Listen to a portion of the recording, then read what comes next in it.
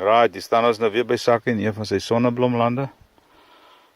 Hy het laas jaar mielies gehad die blok. Hy's gerip 50 kg urium gepreplant, aminofix en sink. Weer 5 liter aminofix.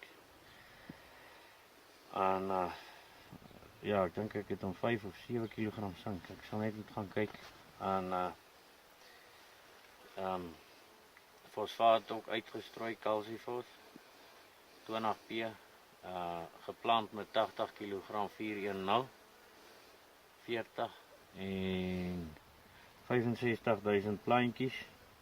Hy het blaarvoeding gekry, mengsel, aminofix 3 liter, Humefert kelp was by, en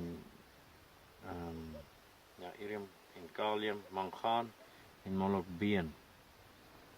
En hulle is geplant die 17de, 18de Januarie dink ek. En ja, 65.000 plantjies, ander 708 nou. Ek weet regtig nie wat om te verwag op hy plantdatum nie. Maar die goedjies lyk alright. KCL topbemesting was ook net 'n stryd ryk 50 kg. Die kalium is reggestel hier. Geen ryp nie, verwag jy bo-gemiddelde? Ja, ek dink so.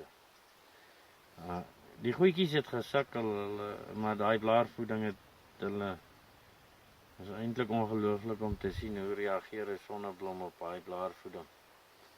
En die hoeveelheid goed wat jy kan bygooi voordat jou plante brand met die aminofix.